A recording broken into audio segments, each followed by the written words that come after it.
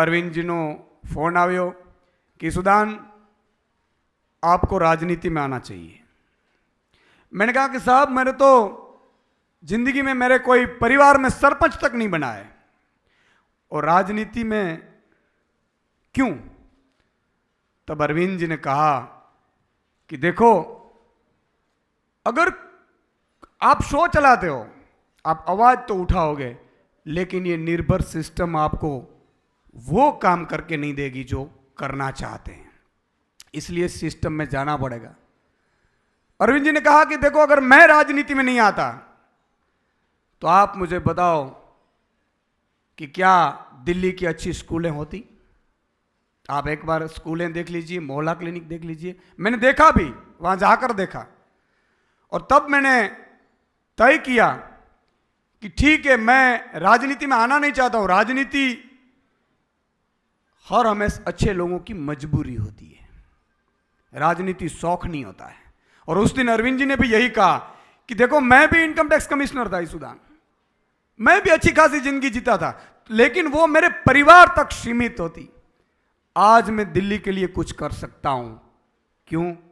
महिलाएं के लिए बस सुविधा फ्री कर सकता हूं, अच्छे बच्चे पढ़ते हैं। एक ऑटो वाला बच्चा जब पढ़ के बहुत बड़ा बनता है तो मुझे कितना आशीर्वाद मिलते होंगे। तुझ जैसे लोगों को राजनीति में आना पड़ेगा।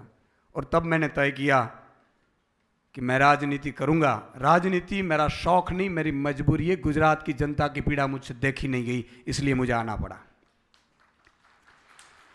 मैंने पहले भी कहा कि मैं कर्म के सिद्धांत में मानता हूं। मैं कहीं आज तक जब भी मैंने पत्रकारिता की, तब भी मैं मुद्दों की पत्रकारिता करता था।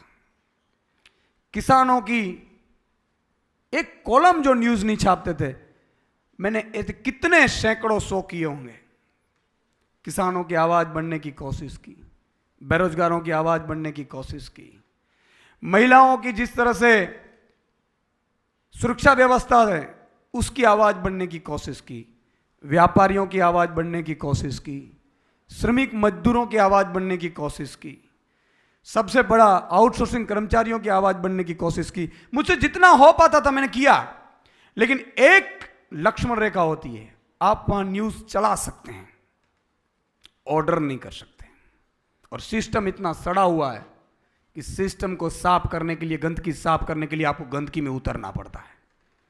और तब मुझे अरविंद जी ने कहा कि देखो, गंदगी अगर साफ करनी है तो आपको कीचड़ में उतरना पड़ेगा, चाहे आपको जो भी लोग गालियां दे, मुझे भी देते हैं, लेकिन ये लोग जो गालियां देते हैं ना, वो पॉलिटिकल पार्टी वाले होते हैं। जनता कभी गालियां नहीं देती, वो तो सिर पे बिठाती है। मुझे भी दिल्ली में देख लीजिए आप। और तब मैंने तय किया कि मैं राजनीति में आऊंगा।